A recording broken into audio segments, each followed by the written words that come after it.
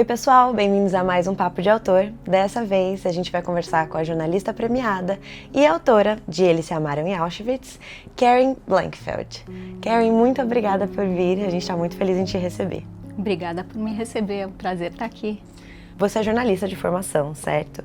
O que você acha que a sua carreira e que essa área interferiu no seu processo de escrita?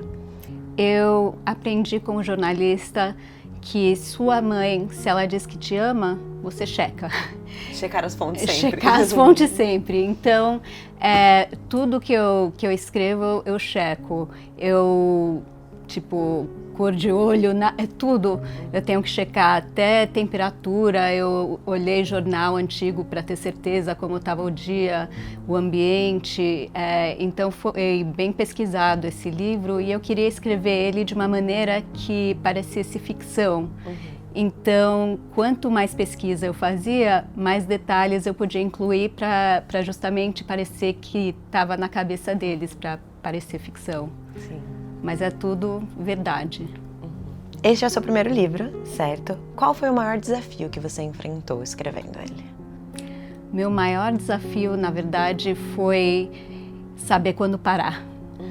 Porque tinha tanto detalhe, tantos personagens interessantes que eu descobria quando eu pesquisava e eu queria incluir tudo. Então, para mim, o desafio foi parar. E, graças a Deus, eu tenho um editor que me ajudou muito e eu consegui incluir umas cenas incríveis que aconteceram, mas tem cenas que eu parei, mas eu acho que parei a tempo para ficar bem focado o livro. E conta pra gente um pouquinho dessa história. Bom, é a história do Davi e da Tsipi, duas pessoas que cresceram em lugares completamente diferentes. O Davi nasceu na Polônia, um menino que sempre quis ser cantor. Ele queria ser uma estrela nos Estados Unidos, queria ser uma estrela de ópera. E a Tsipi cresceu na Eslováquia e ela era uma menina séria, estudiosa, que sempre quis ser artista. Os dois tinham vidas completamente diferentes. Ela era 7 anos mais velha do que ele. E eles se encontraram num lugar que, assim, ninguém imaginaria encontrar alguém. O lugar mais escuro que existia, um campo de concentração, Auschwitz. Inclusive, um campo de concentração onde homem e mulher ficavam em lugares separados. Mas é a história de como eles se conheceram lá e conseguiram ter um relacionamento que ajudou eles a sobreviver. Muito forte, muito bonito, né? Karen, o que mais te surpreendeu quando você estava pesquisando sobre o relacionamento deles?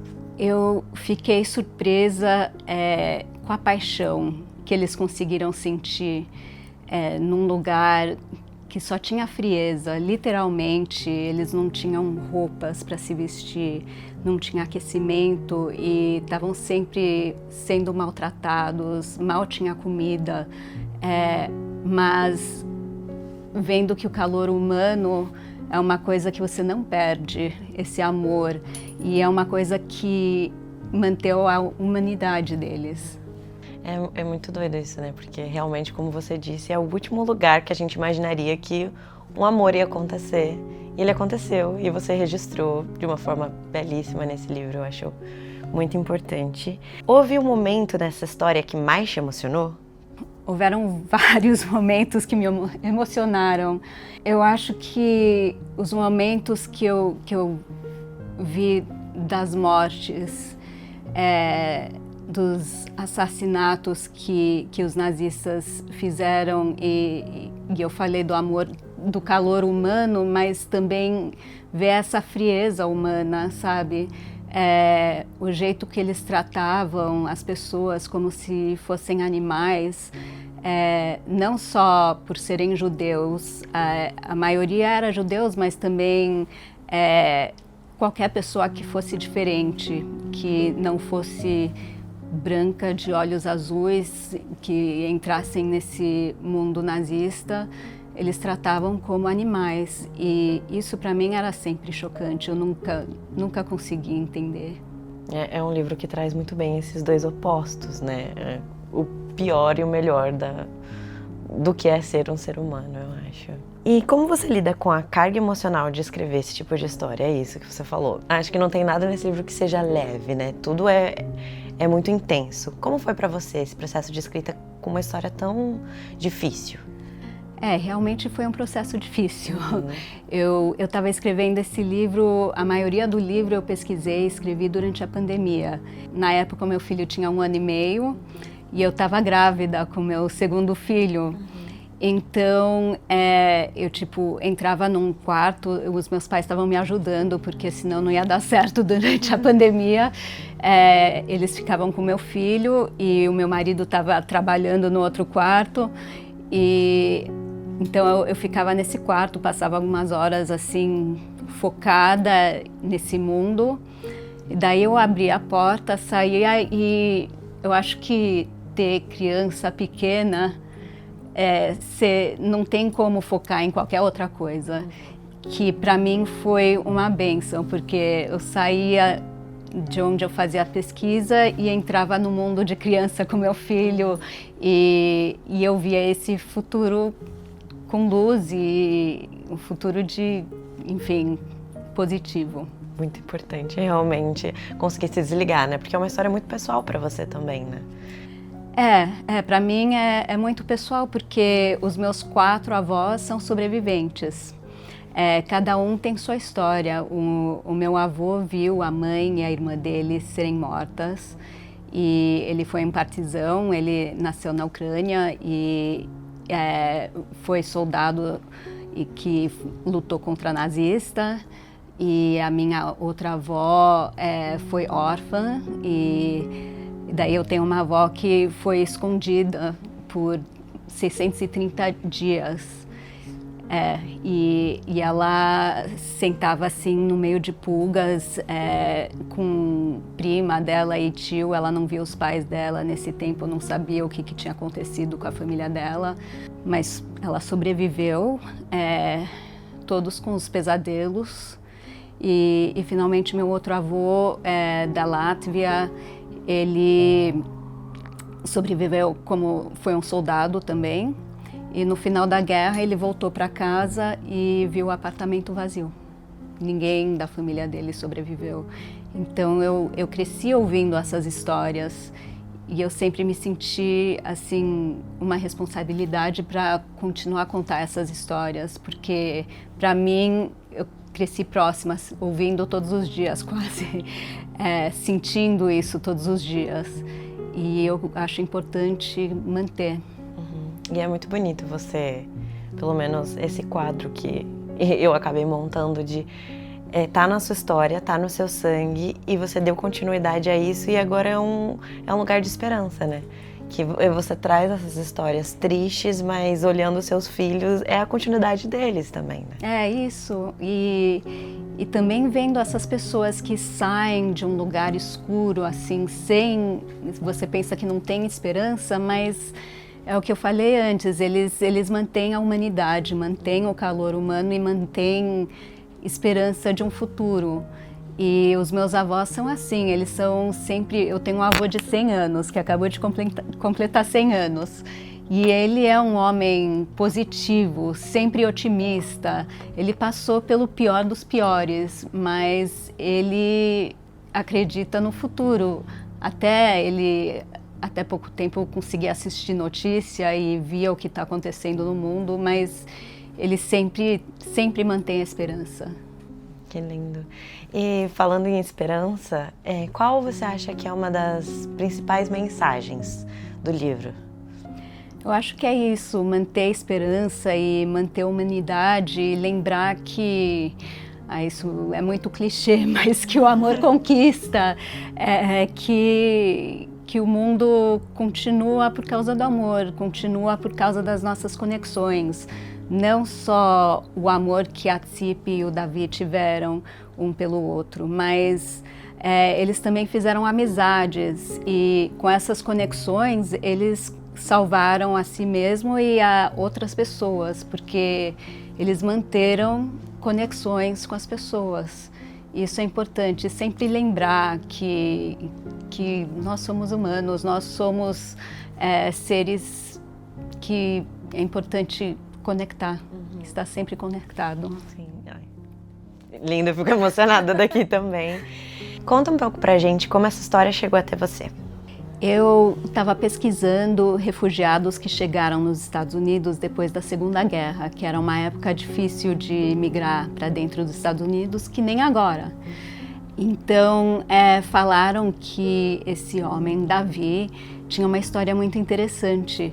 E eu fui para a casa dele conhecer ele já tinha 90 e poucos anos. Ele me recebeu e me contou a história de ser um jovem na Polônia, em Varsóvia, sonhando tendo um sonho de ser cantor nos Estados Unidos um dia, ser um cantor de ópera. Ele me contou de como a família dele levava ele para cantar e apoiava muito ele. Só que chegou a guerra em Varsóvia, de repente ele estava morando no gueto e a casa dele virou um lugar onde várias pessoas moravam dentro. Ele foi de dormir numa cama para dormir no chão com várias pessoas e daí um dia ele foi trabalhar para os nazistas e quando ele voltou para a casa dele, ele viu uma pilha de corpos logo em frente ao apartamento dele, ao prédio onde ele morava. E ele viu o braço com o casaco da mãe dele nessa pilha de corpos. A família dele inteira foi morta. E ele me contou a história e me falou que ele assim passou em branco, não sabe o que ele fez, mas de alguma maneira ele conseguiu escapar. Escapou arame farpado, correu e conseguiu correr para vários lugares, se salvou cantando. Ele cantava na rua, as pessoas jogavam pão para ele, até que finalmente ele entrou num trem que foi para Auschwitz. E ele tinha 14 anos quando ele perdeu a família inteira dele. Ele chegou em Auschwitz e quando você chega lá, eles raspam o cabelo, raspam o corpo inteiro, dão um uniforme. E o primeiro trabalho dele foi carregar corpos de pessoas que tinham se jogado na cerca de eletricidade, as pessoas que foram eletrocutadas e mortas. Então ele carregava esses corpos e colocava no caminhão. Ele disse que ele, estava mal comendo, estava um frio terrível e então ele chegou a quase não perceber o que ele estava fazendo, mas ele contava os segundos assim do dia e pensava, não sei se eu vou sobreviver mais um minuto. Mas aí ele teve uma sorte que os nazistas descobriram que ele sabia cantar e eles queriam alguém que cantasse para eles. Então ele virou um cantor para os nazistas. E aí, quando ele mudou de posição, eles estavam dando mais comida para ele de repente não tinha que trabalhar fora, então ele estava mais aquecido. Então ele acabou sobrevivendo 3 anos lá, e até que chegou a Marcha da Morte, onde ele saiu do acampamento, conseguiu fugir da marcha, acabou sendo descoberto por soldados americanos, que viram ele e falaram para ele, você é um de nós agora. Deram para ele uniforme americano, deram uma arma para ele, ensinaram ele como usar a arma e ele foi de um prisioneiro dos nazistas para alguém que agora estava indo atrás dos nazistas com os americanos. Isso era bem no final da guerra e ele acabou chegando nos Estados Unidos de uniforme americano. Então eu fui lá para ouvir como ele chegou lá. E eu achei que essa fosse a história. Só que aí eu estava me aprontando para sair da casa dele, quando ele mencionou que ele tinha uma namorada que ele conheceu em Auschwitz. Eu sentei de novo, comecei a entrevista de novo, não tinha desligado o meu telefone que estava gravando.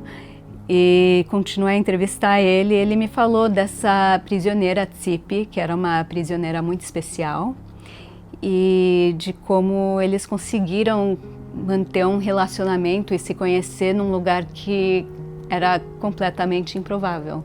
E eu acho que, às vezes, como jornalista, você acha que você sabe qual é a história e você vai lá já pronto para escrever uma coisa, mas você tem que estar aberto para outras histórias te captarem. Aberto para ouvir, né? Aberto para ouvir. Sim. Eu acho que isso liga muito com isso que você falou, né? Das nossas conexões. Não estar lá só para responder, mas para ouvir a história que tá lá para te entregar, sabe? Isso. Acho muito bonito isso. Esse livro, infelizmente, acredito que se faz extremamente necessário, né? Ter contato com esse tipo de história fica cada vez mais necessário, uma vez que o mundo inteiro tem flertado com movimentos que beiram o nazismo, né? O que você acha que esse e outros livros podem fazer por essas histórias e por que as pessoas tenham mais consciência e entrem mais em contato, né? Eu acho que a gente fala muito em números, especialmente quando chega ao Holocausto, 6 milhões de mortos, e chega a um ponto que os números não têm significado. Mas quando você conhece as pessoas que passaram por isso, você vê os personagens, os seres humanos que passaram por isso, as percas que eles tiveram, toda a tragédia da vida deles, você vê que são pessoas. Os 6 milhões eram 6 milhões de possibilidades. O David Wisnia, ele teve netos e bisnetos, e você pensa nessa possibilidade que foi perdida, né? Porque o 6 milhões é bem mais do que 6 milhões. Todo o futuro que desapareceu.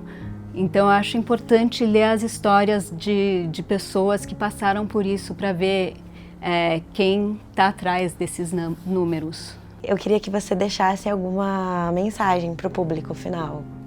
Eu acho que a minha mensagem é a mensagem dos sobreviventes que eu conheço e que eu tive essa oportunidade de conhecer. É uma mensagem de otimismo e de sempre olhar para frente, de sempre ver o bom no outro e para ter coragem de ser quem você é, não esconder quem você é e ir para frente. Muito obrigada, Karen. Não apenas pela participação, mas por contar essa história pra gente. Eu acho que contar essas histórias é sempre muito importante. A gente nunca pode esquecê-las, né? Obrigada. Muito obrigada mesmo. Obrigada a você. E obrigada a você que veio até aqui. Até o próximo papo.